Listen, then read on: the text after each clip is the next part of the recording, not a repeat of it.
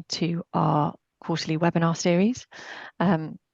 Again, the landscape for our sector continues to give us some challenges. We've seen container costs start to increase again, but hopefully, as we do on our quarterly hot topics, we look to take some of the issues facing the sector, give you some deep dive insight, and we've got some great speakers today to do that. But we're going to start this morning as ever with Sophie in our High Street Sales Tracker. Over to you, Sophie. Thanks, Laura, and morning, everyone. Next slide, please. And I'm really pleased, actually, for the first time in a long time to give you some positive stats. So I say that on a very summer feeling day. So that's good news. Next slide, please. And the next one. So what you can see here is that May, like for like, and just as a reminder what our High Street Sales Tracker is, it tracks discretionary spend for lifestyle, homeware and fashion on a like-for-like basis, week to week, and we also deliver a monthly result. And for May, it was at 2.3%. And that was against a negative of 1.5% May last year. So a really positive outcome. But what was really pleasing also was that online, as you can see there, was at a really good high of 8.5%. Stores were flat. Stores were at only 0.5%, but that really does show the volatility that we're still seeing across different channels. So you can see also that May was the second consecutive month that we have for positive like-for-like. But what's really pleasing is that it was also higher than inflation. So that's the first time that the like-for-like has been higher than inflation. And that therefore means that volumes were either flat or at least didn't fall. So as I said, online was a healthy 8.5%, and that's the strongest it's been since October 21. So these are a good set of results for April and May, and long may it continue. But as I say, it does demonstrate the volatility across these channels. Next slide, please. We've also had some good economic news, and we saw inflation figures yesterday out.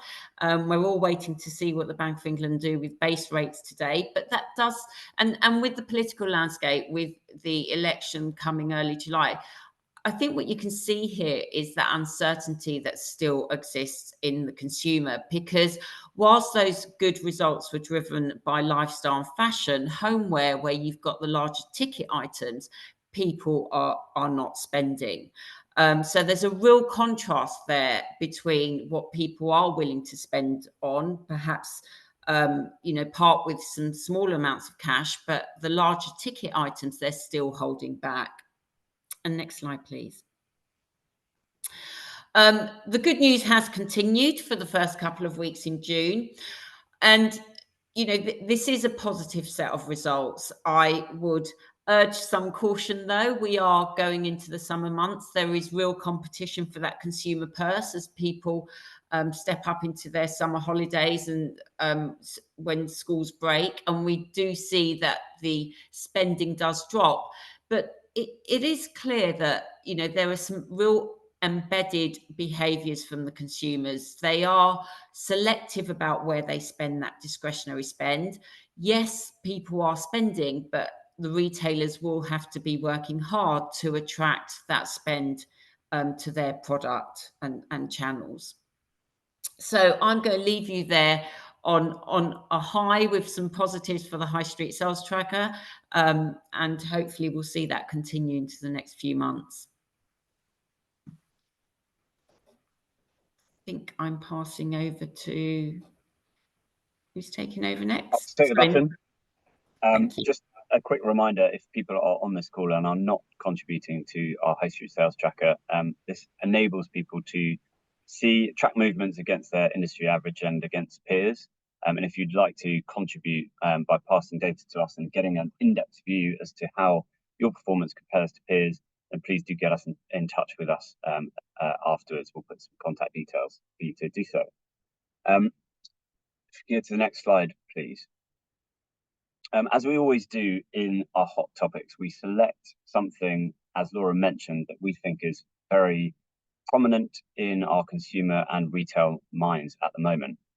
Previously, we studied the loyalty mechanics in the retail sector and everything that's driving loyalty with the customer.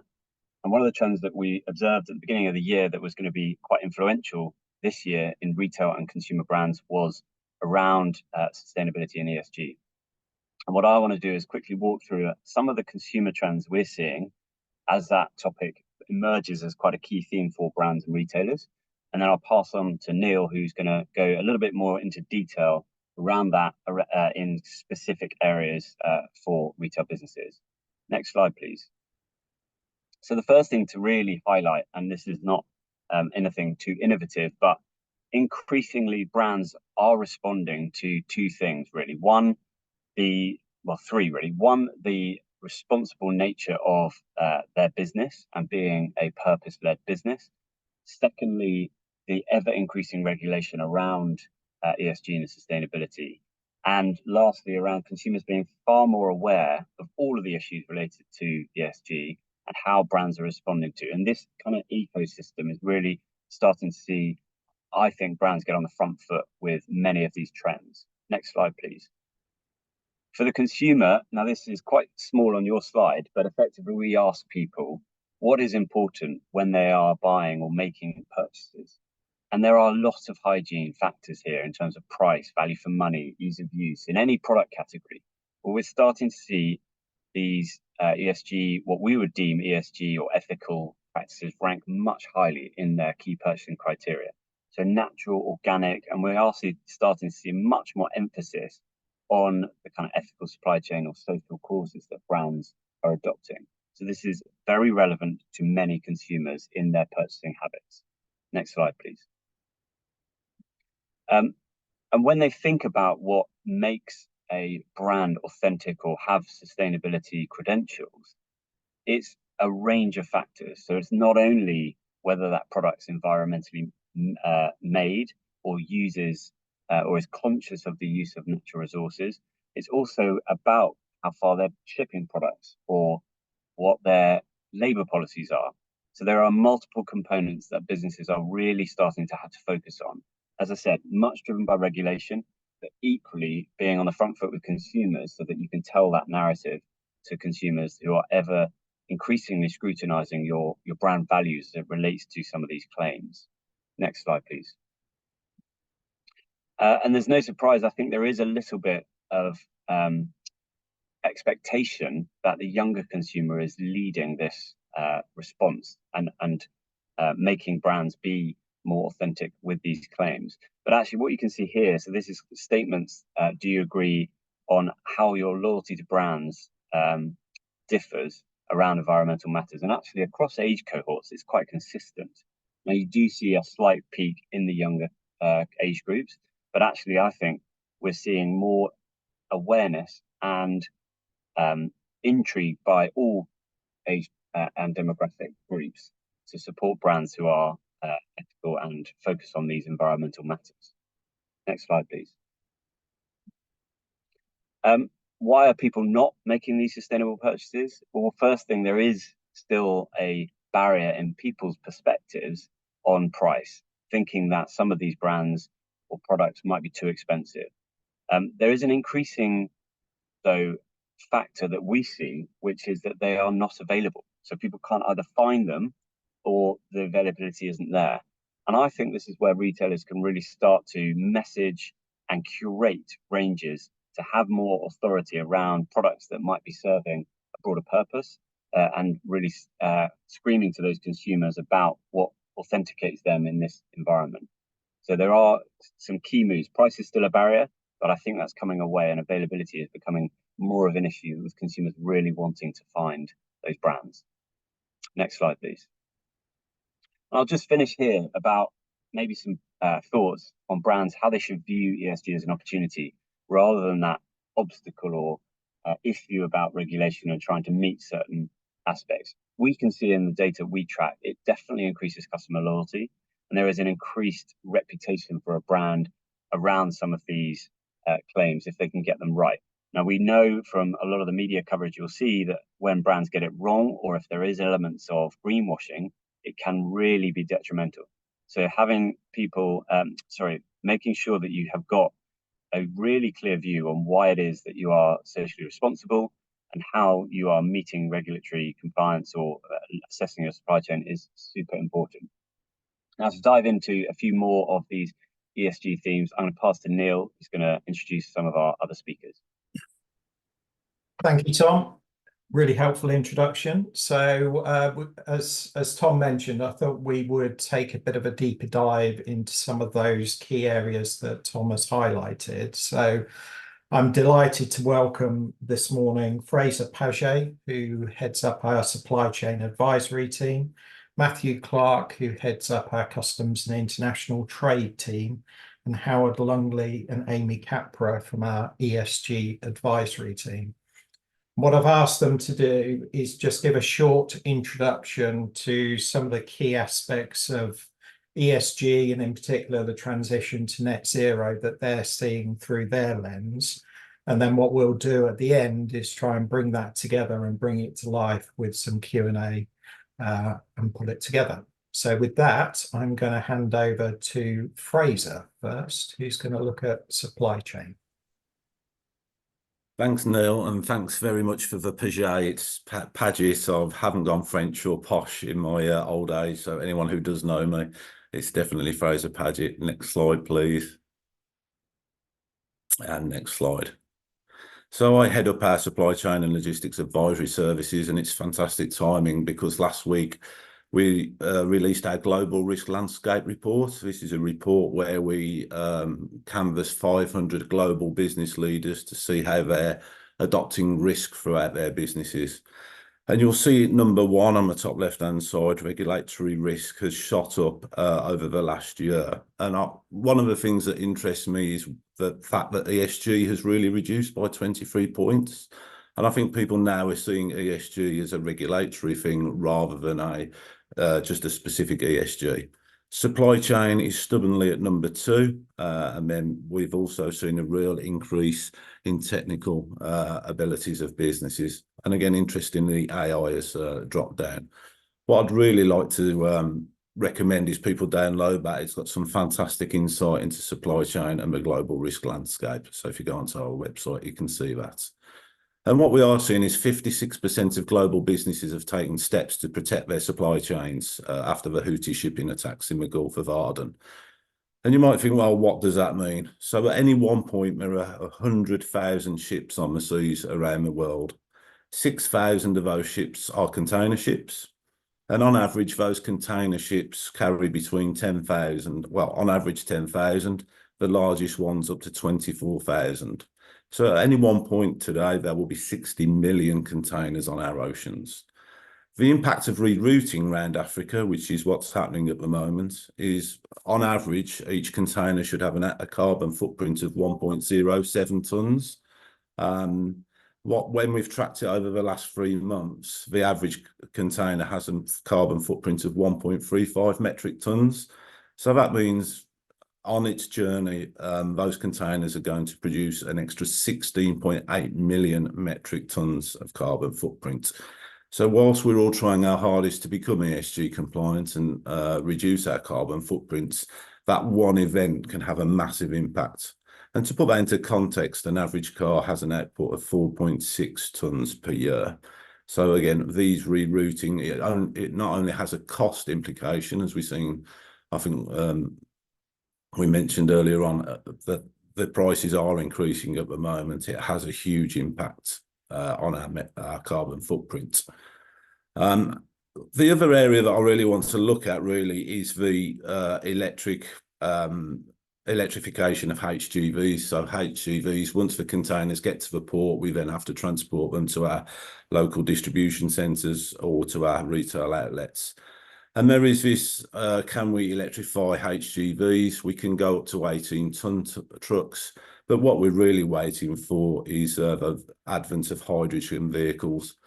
So every month we look at the logistics and we talk to the logistics providers, what they're doing, the carriers and the whole road haulage.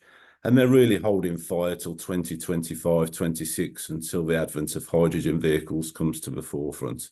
And it's a bit like back in the 90s, the VHS Betamax, where's it going to go? My money's on hydrogen for HGVs because it's the only really efficient way you can move the goods. So thank you for listening to me. As I say, you can get that Global Risk Landscape report on our website, and I'll hand over to Matthew.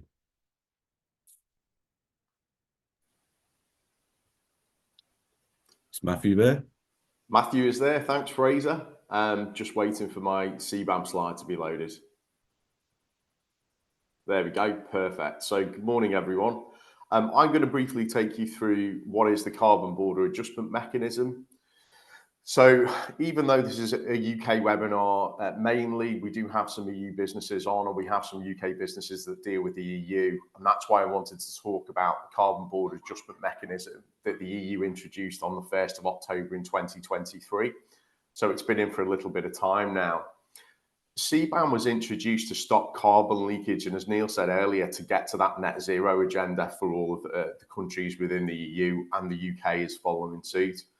And what CBAM is designed to do is to stop an importing business relocating their manufacturing or picking a supplier overseas where the environmental legislation is perhaps less stringent than within the EU or in the UK when we bring in our own regime in relation to the CO2 emissions that will be caused by that production process if it was in the EU.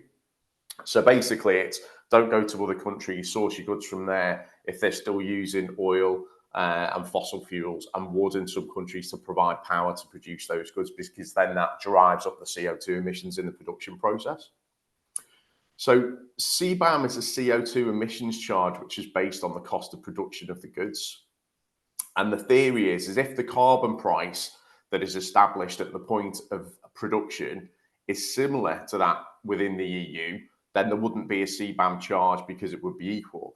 However, if that carbon price is much, much lower in that overseas country, then you need to charge extra to equalise it, to disincentivise that carbon leakage.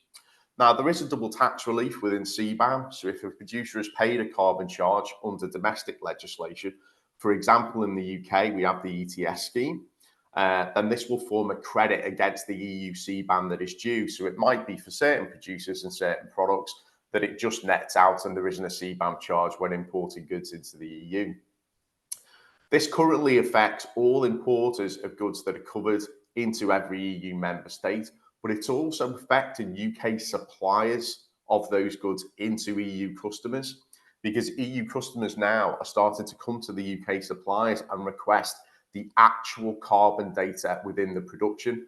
For the first 3 return periods, the first 3 quarters, you didn't have to use actual carbon production data. You could use default values. That period is ending now, and they've got to be supplied with actual data, which is actually causing quite a lot of hassle and a lot of work for those suppliers to supply that data to the importers.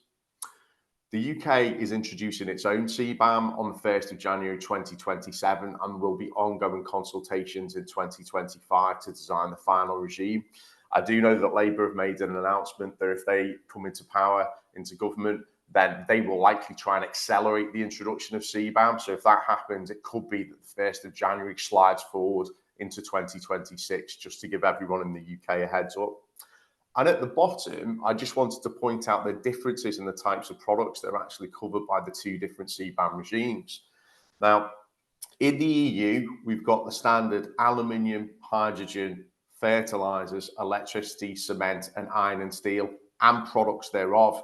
You have to actually go into the CBAM website to check which goods made from those things are actually covered by the charge. And we have an online checker that we use to actually check our clients' goods and whether they're caught by the EU CBAM. And the reason I've highlighted electricity is charged with CBAM in the EU, but not in the UK. So if we look at the right-hand side on the products in the UK CBAM that are intended to be introduced, we've additionally got glass and ceramics products, but we don't have electricity because that is taxed under a different carbon scheme. So that was just a really quick foray into the EU CBAM and what we're expecting from the UK one. I am running a webinar later today at 1 o'clock. If anyone would like to join that to get deeper into this subject and see how it could affect your business, please feel free to join. I think the link will be provided in the chat. So that's me. I'm now going to pass over to Howard to continue with the ESG slides. Thanks for that, Matthew, and thanks for forwarding the slide on. So the last 12 months have seen global temperatures exceed 1.5 degrees above pre-industrial levels. That is very significant. It's climate change is just becoming more and more urgent and important, and that is driving consumer sentiment. We've heard about consumers and their preferences earlier, but I want to talk also about investors and employees. Overall, climate is a big driver of risk and opportunity. And in retail in particular, those risks are spread over the entire value chain. So what can be done to decarbonize and de-risk the value chain? There's a lot of complexity out there, and this is quite a technical discipline. And I'm trying to make things simpler by thinking of things in these 4 quadrants. Now, they all join up as pieces in a jigsaw, but they're disciplines in themselves. And the 2 on the left are driven by analysis. The 2 on the right are more creative and involve strategy. All 4 of them can be disclosures in their own right, but over time, I expect them all to become components of the transition plan, that one at the bottom right. So I'm not going to go into a huge amount of detail on this, just a quick run through. But firstly, understanding your footprint, you've got to become familiar with the greenhouse gas protocol and the 3 scopes. I won't go into the definitions of those now, but suffice to say, scopes 1 and 2, straightforward emissions that you can control. Scope 3, these are emissions you influence rather than control. They're harder to measure, harder to decarbonize, but that's where the biggest risks are in retail. So that's things that emissions associated with making the things that you buy, and the emissions associated with the things that you sell. Reporting scope 3 is currently voluntary, but it is expected, and leaders in the field have been doing this for years already. If you want to set a science-based target, by the way, which is a great way to get started on a serious decarbonisation plan and to signal your commitment, you need to measure your full scope 3 emissions. When it comes to the decarbonisation plan, it involves setting a reduction target or targets and planning out all the measures you need to take in order to get there. So the SBTi's net zero standard is the one that matters here. It requires a decarbonisation trajectory that is steep and challenging, but what the science says is necessary. So adopting it helps prepare the business to be resilient to net zero regulation in whatever form it takes and be fit for the future. I find it helps to group your initiatives according to what you have to do about them this year.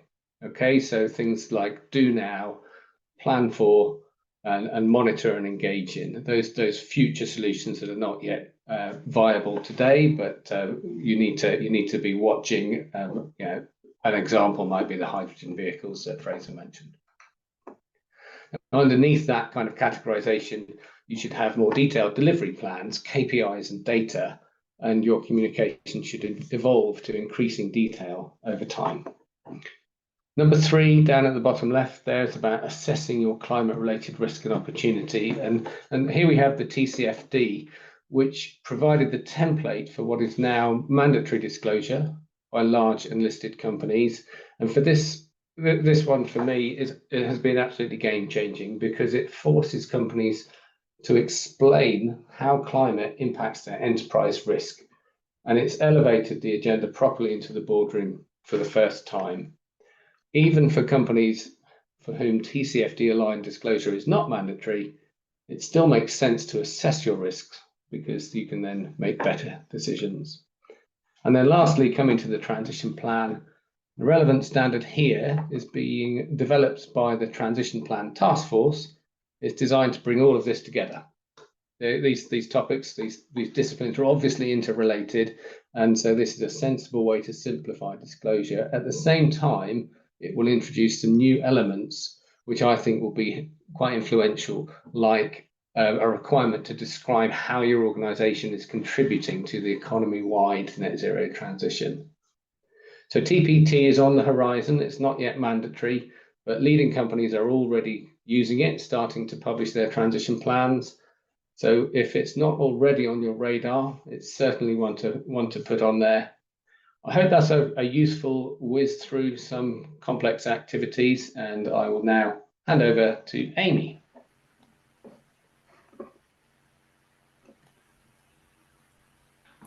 Hi, good morning, everyone. So what I wanted to quickly touch on this morning was the importance and value in communicating the work you're doing around net zero and decarbonisation to your key stakeholders, but doing so in a way that is both credible and transparent to avoid the risks posed by greenwashing.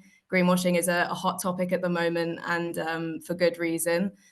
Now more than ever, creating a robust narrative around your environmental responsibility is a great way to build brand value and brand reputation, as Tom mentioned. But for the consumer industry specifically, it's quickly becoming something that is expected rather than a nice to have. And it's an area that's coming under increased scrutiny around what claims can be made and what's seen as misleading. The UK government last year conducted a pretty interesting piece of research, and they found that 40% of green claims made by companies are completely unsubstantiated and misleading.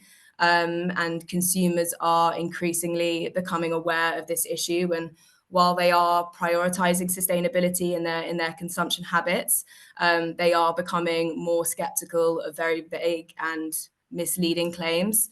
We're also seeing retailers such as UK major supermarkets who have made very ambitious public environmental commitments around, for example, net zero. They're looking more and increasingly at their supply chain to help protect their reputation around environmental responsibility. So brands that are seen to have fallen short in this area may risk losing these key contracts.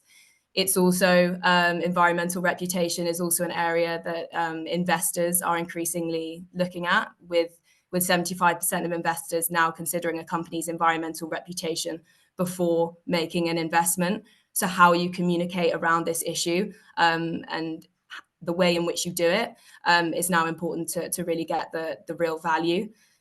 And what we're really seeing is as more consumer brands talk more about their sustainability goals, we're also seeing a rise in what we call greenwashing claims and greenwashing allegations, which the tricky thing is that even if a claim is greenwashing unintentionally, the consequences of this is now becoming increasingly severe. Not only can these accusations affect brand value and ultimately business opportunity, and now even access to capital. Globally, regulators are starting to pay more attention to this issue, particularly regulators who are there to protect the rights of consumers. And we're seeing anti-greenwashing legislation being passed both in the EU and the UK, which now means there's severe, legal as well as reputational jeopardy involved in this issue. So just looking at the EU as one example, under the EU Green Claims Directive, which is making its way through Parliament at the moment, European companies that are accused of greenwashing can face significant legal fees. And in the UK, slightly different, but the same concept. The CMA, so the Conduct Market Authority, is really leading the charge on this. And over the last 2 years, we've already seen them go after individual consumer brands, the likes of ASOS, Boohoo, and more recently Unilever, for the way in which they are misleading customers with their product labeling and marketing. And what is interesting to see is that under a new consumer law that is also making its way through UK Parliament will give the CMA increasing powers to charge these companies with fines of up to 10% of global revenue without even having to go to court. So this really is a real issue for companies. And while how you communicate around net zero is expected, you need to take into account these greenwashing risks. I think I will pass over to Neil for the Q&A. Thank you very much, Amy, and thank you to all our speakers. So if I could ask you to all come back on screen. Good. All right. So a few questions to try and bring some of those topics to life. I'll start off with Fraser, as you went first.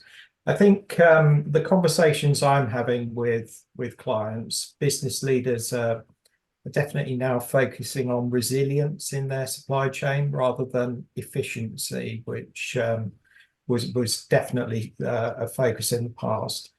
And in that sort of transition, how do you see that impacting carbon footprint in supply chains? Yeah, thanks, Neil. I mean, we're seeing that on all the surveys we do, that resilience is coming to the forefront, and how do I mitigate shipping routes, globalization, issues within governments, geopolitical issues. So unfortunately, it often has a detrimental impact because people are looking for dual supply. So they'll be looking for a supplier in Europe and a supplier in Asia. The Europe one would obviously be preferential because it would have a lower carbon footprint, but it might have a higher cost. So I think businesses are looking at that cost. Retail, it depends what sector of retail you're in. If you're a toy retailer, predominantly it's going to be manufactured in the Far East, but they'll be looking for the UK. But yeah, I think resilience will impact businesses' carbon footprints and their whole ESG agenda, and they need to weigh that within, can I get the products to consumers? So will it hit sales? Efficiency was always really had ESG at its heart. It just wasn't about it. It was always about how efficient can I do it? Can I maximize my vehicle fill? Can I reduce the size of my packaging? So efficiency really throughout the 80s, 90s, early 2000s, it was about ESG. It just wasn't branded that way. It was just how supply chain people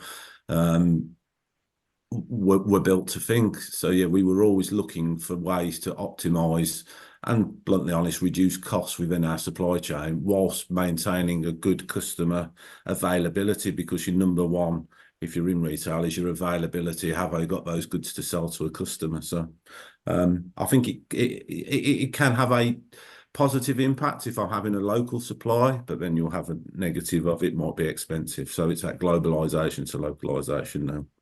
Yeah, it's like a lot of things, it's a balancing act, isn't it? Yeah. And just sort of building on that, Fraser, in terms of we've focused a lot on emissions in the slots that you did. I guess plastics is still pretty high on the agenda. So is there sort of any low-hanging fruits that businesses can look to in that area to remove plastics further from supply chains? Yeah, I think you've got the big clients we work with are very on it, and with their packaging especially, you see more and more recyclable packaging and multiple use packaging for returns. You'd be amazed about the amount of large clients we work with that still have single-use plastics, and especially in their e-commerce.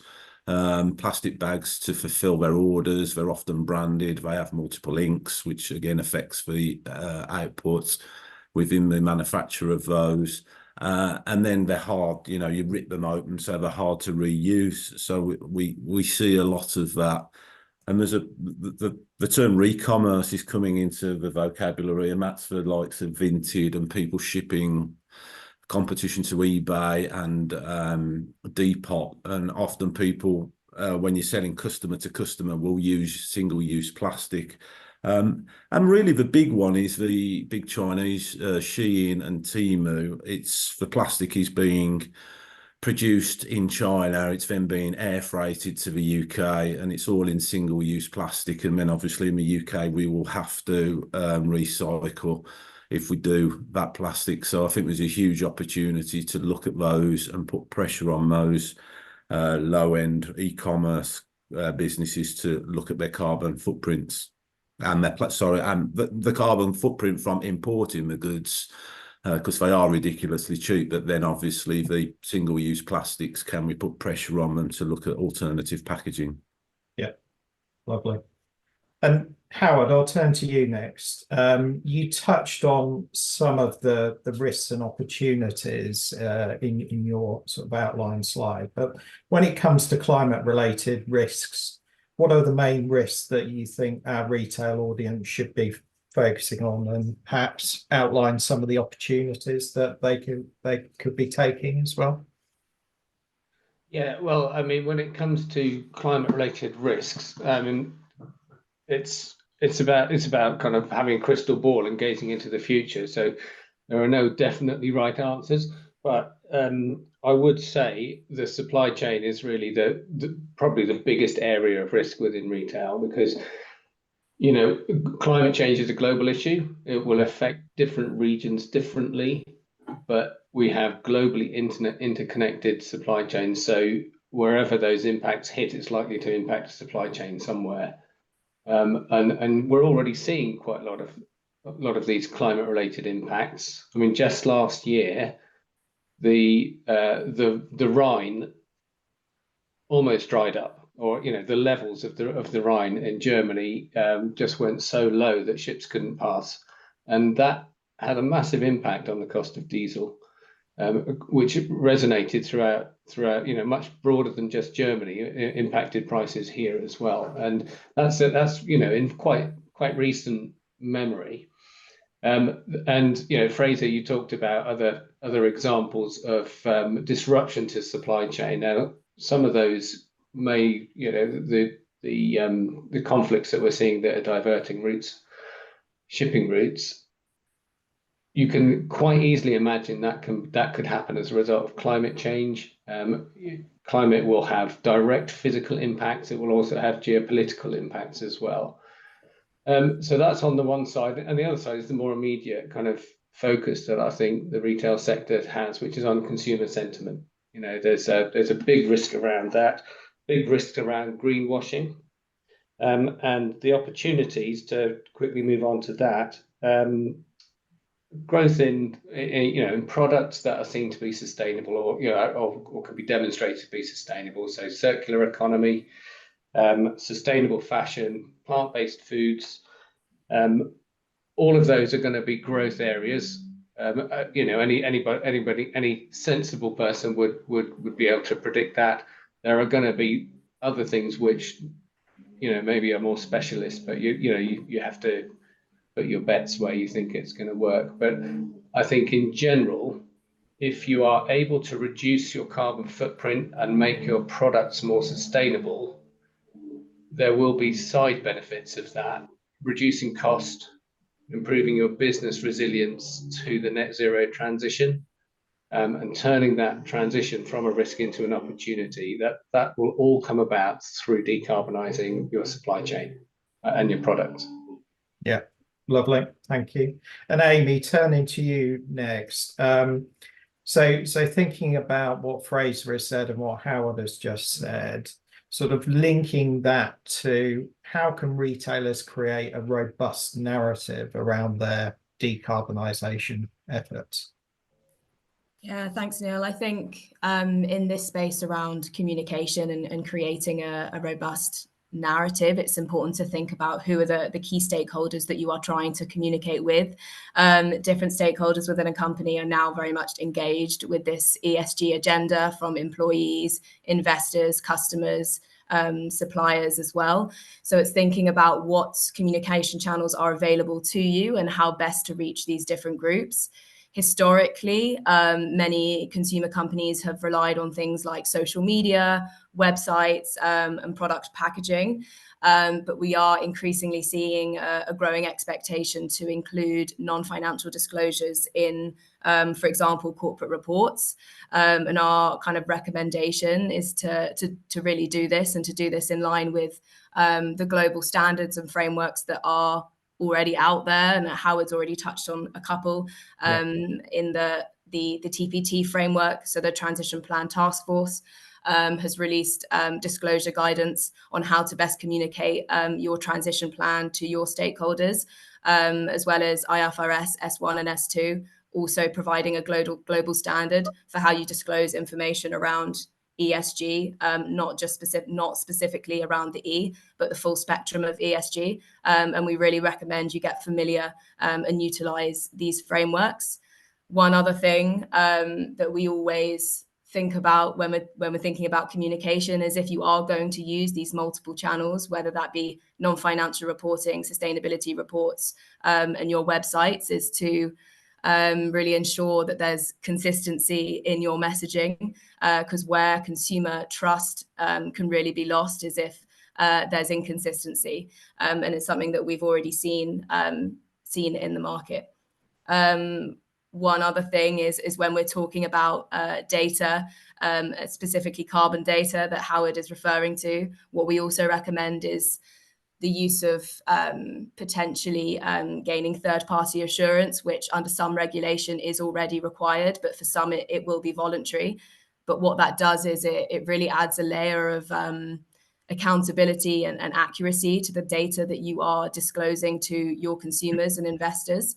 And it adds that layer of trust and credibility that we think is really needed. Yeah. Thanks, Neil. Lovely. Thanks, Amy. And Howard, just turning back to you and picking up that sort of data analysis point, it's, you know, I was listening to what you said. It's a complicated area. There's some known knowns. There's also some unknown unknowns. How do you wrap yourself around that and sort of do this analysis in a cost-effective way? Yeah, thanks for that. I mean, it is complicated. I think the discipline of risk assessment, climate-related risk assessment, is evolving, and it's very difficult to say this is best practice. I mean, there's lots of guidance out there, but we use an approach called scenario analysis. We don't try and predict the future. We say, well, if this scenario were to occur, this would be the impact. If that scenario were to occur, that would be the impact, and that is a useful sort of framework to avoid that risk of making a prediction. And it also enables, you know, one company to be compared against another, because you can see, well, what scenario are they assuming? And the scenarios you should ideally use third-party published scenarios. So, for example, we use the NGFS scenarios, Network for Greening the Financial System. They're freely available scenarios. So it just means that people are using the same kind of assumptions. But it is an art as well as a science. So you have to get comfortable with making judgments in light of a lot of uncertainty. Preferable, obviously, to base your assessment on hard data. That's much easier when you're looking at short-term risks. When you look at medium and long-term risks, you have to then broaden your tolerance for uncertainty, and you use different approaches, actually. But you have to draw upon, I think, several different disciplines. So carbon analysis being one, but risk assessment, you know, which is a very mature field in some industries, is really helping to shape those approaches in industries which are not familiar with risk analysis. Thank you. Tom, just turning to you quickly, in your world of commercial due diligence and the conversations you're having with your clients, how are you seeing these topics play out, and what are, I guess, investors and vendors looking to do in that arena? Yeah, good question, Neil. Quite often two lenses. There's a risk lens that people are assessing businesses by. I think Amy highlighted the amount of investors that are looking at the authentication of some of these brands' claims. And on the risk side, it will be what regulations coming down the track that I need to be aware of. Are the business making strides in meeting that regulation, or assessing from a data perspective where they are on KPIs and making some improvements?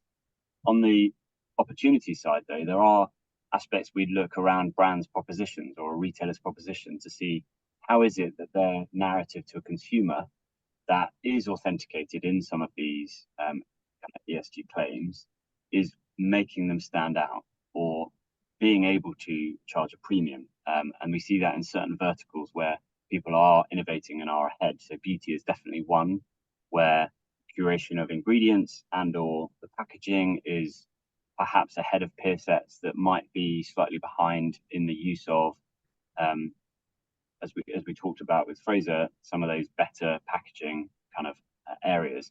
So it really is those two sides, one on the risk and definitely one on the kind of proposition and the opportunity for businesses. And picking up on those risks, Matthew, there's obviously quite a lot of unknowns about the UK CBAM regime. I guess we expect it to follow the EU guidelines broadly. I think broadly, Neil, you're right. And I think there's an awful lot of hope from industry in the UK and all the advisors advising on CBAM and all the carbon initiatives, that the two almost mirror each other.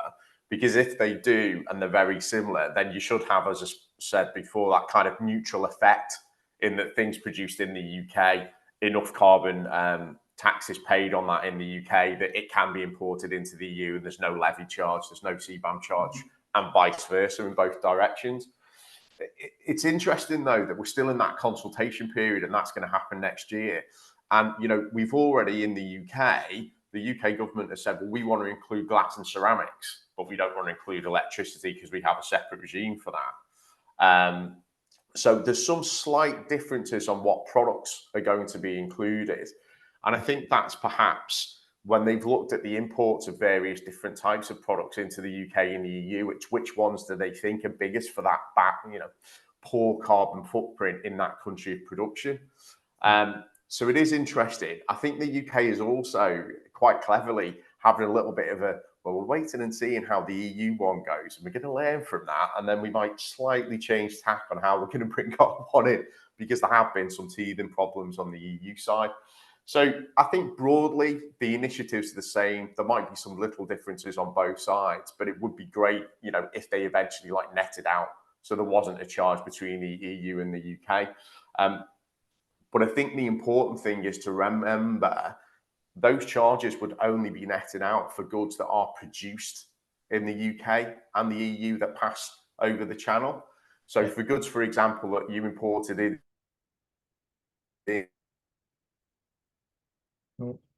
into the EU from an overseas country, but it would obviously, then they'd still be subject to the carbon tax when it comes back in.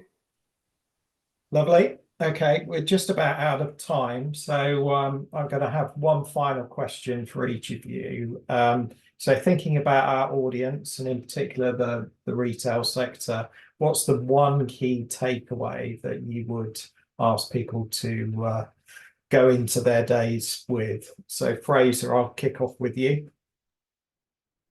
One key takeaway is to just do that horizon scanning, what's going to come next, scenario planning within my supply chain, and then how does that affect my efficiency and my resilience. So there's more and more technology being used for scenario planning, digital twin, and again, that will all have an impact on your efficiency, your resilience, and ultimately your ESG credentials, your carbon footprint. So try and have a joined up end-to-end solution that you can get a full cost to serve, maintain your availability. So work towards that position over the coming years, because again, disruption is the norm nowadays. I think most business leaders are expecting some kind of disruption within their supply chains year on year, as it has been for the past 6 or 7 years as we've all lived through it. So good. Work on that scenario planning.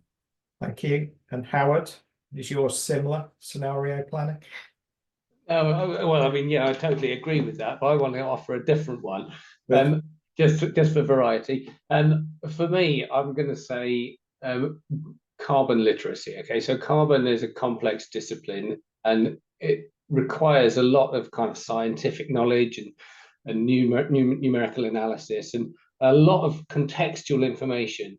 And it has historically been the preserve of the environment team or the sustainability team, but it is business relevant. Okay, so get carbon literate. That's that for everybody, and particularly those who are early in their career, this is going to become the language of business. It's going to be just as important as learning how to use IT. You know, it's going to really serve you well to get carbon literate, and same for people on the board, people in middle management.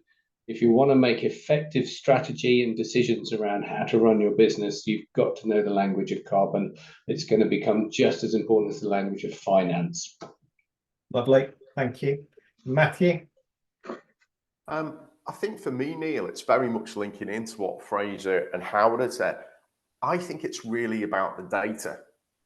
I think being able to know where to get that carbon data from, if that's the particular data that you need, how to pull it into your systems, how to get your systems to analyze it, and how to be able to provide that to customers and to suppliers and clients is really, really important. And if we think about all the types of data that are becoming increasingly important within the EU and the UK from an ESG perspective, Howard's mentioned, you've got the carbon and greenhouse taxes. We've also got deforestation rules that are coming into the EU that will look at, the ethical sourcing of those products and has forests been impacted by the production. You've also got the ethical supply chain initiatives that started in the US that are coming into the EU and into the UK that the UK government's looking at. So all that type of data for me, Neil, is about you've got to have this data at your fingertips and able to assess how you're doing, to Howard's point, where you want to go in the future, how you want to improve, and how to do your reporting. So for me, it's pretty much data and systems will underpin all the different disciplines of ESG, I think, from most of the speakers on the call. Lovely. And finally, Amy? Thanks, Neil. I think for me, it's kind of echoing all the points that were already just been made, but it's acknowledging that this really is a fast-moving environment, and perceptions and expectations are evolving very quickly, very much when it comes to greenwashing. We've already seen perceptions around, the use of carbon credits under corporates to reach their net zero targets. Perceptions around that have shifted very quickly. We're seeing the growth of new terms like greenwashing and greenhushing being thrown around more and more. So it's really, I think the key takeaway is having someone within your organization who is responsible for tracking these shifting expectations, as well as, tracking the regulatory updates and the regulation that they will fall into scope over the coming months and years, and that these regulations are very dependent on the jurisdictions in which they operate. The UK and the EU have similar but different greenwashing legislation coming down the track, and it's the same for supply chain regulation and CBAM that Matthew's talking about. Lovely. So. Good. And Tom, I guess they resonate with you from a risk and opportunities perspective. Anything you wanted to add from a consumer lens to that? Oh, I think the consumer lens as a business speaks to the consumer is super important. And if you are not really understanding the nuance of your customer base and how all of these are interacting in their minds, what's important, why, how you're tracking against some of those KPIs, start doing so now, because I think that's going to be super important going forward. Beautiful. Well, thank you very much to all of you. I think I am handing back to Laura. You are. Hopefully I'm back. Thank you. What a really interesting discussion this morning. I'm sure for our audience there's plenty of takeaways. Conscious of time, the debate has taken most of our Q&A panel time, but actually there isn't a lot more to speak about in some ways. But there are a couple of things I just want to ask our panelists. I think it would be remiss that I didn't pose to James just a question around the super dry CVA. Just the number of creditors certainly has us talking, James. Any thoughts for the audience just on that? Interesting. I thought it was, I think I've said in the last webinar, I thought it was a very good restructuring plan, in the sense that the secured creditors were involved and stepping up to the plate. There was equity going in. Interesting that there was 13 classes of creditor, which was a lot more than I predicted, but all classes voted in favour of the restructuring plan, which I think is positive, and it shows that it's a tool that hasn't been widely used yet in the restructuring world, and perhaps it is a blueprint for the future going forward in terms of a very good tool. But I think there's got to be some real as I say, I liked the super dry plan because it had some real positives. If I was a creditor or advising a creditor, it'd be something like there are people actually stepping up to do proper things here. So it's got to be well thought out and well structured, and I'll be fascinated if I can ever get a hold of it to see what the 13 classes of creditor actually were. Hopefully somebody will give me it one day. Perfect. And I think it's interesting, you know, we have lots of conversations in the market. There are not a huge number of very distressed businesses, but it is one of those areas that I think we will continue to see more. Part of that ESG conversation was about making sure the business is fit for the future, and we see those headwinds continue to challenge the market, but Sophie clearly showed us some optimism as well. I guess to finish, because it would be wrong given where we are in our political calendar, Neil, with a potential change of government looming, any thoughts from a tax point of view as to what may or may not happen, what we should think about as we walk to the general election? Well, I suppose together with the audience, are looking for a new government that provides a set of coherent policies that ultimately gives us economic stability and a platform for growth. In all the hustings and Q&A that I've seen so far, I haven't seen a huge amount of detail that gives me a lot of comfort. And I guess specifically for the retail sector, reform of business rates has been there for a long time. The Conservatives made some promises. They did look at it during their last 5 years, but nothing came of that. Labour and the Lib Dems have promised to look at it. Hopefully, whoever gets in will actually do something properly and look to level the playing field there. I think there's some quick wins for the sector, again, which we haven't heard much of from any of the parties. Reinstatement of the VAT-free shopping. And there's been a lot of talk about reforming apprenticeship levy. And I read a stat earlier in the week. I think there's 250 million of investments that essentially retailers put into the apprenticeship levy pot, which at the moment can't be accessed because of rules and regulations around how it can be used. 250 million. So I think, somebody looking at that and making it more flexible and hopefully inspiring businesses to use it effectively to help education, help career progression, and ultimately support their business growth would be great. But I'm probably going to be left wanting, I think. Well, we will see. The next time that we're going to be with our audience, of course, we're going to know the answer to that. And I'm sure one of the hot topics that we'll be debating is potential changes to taxes under a new government. So anybody who has any thoughts on that in the audience and wants any questions ahead of the time, please do let us know. So with that, it is time. I want to thank all of our panelists today. It's been a really good discussion on a topic I know is something we're continually asked about. If you do have any follow-up questions, please do drop any one of us a note. We're delighted to pick those up. Thank you everyone for your time. Have a great day, and we'll see you at the next quarterly event. Thanks all.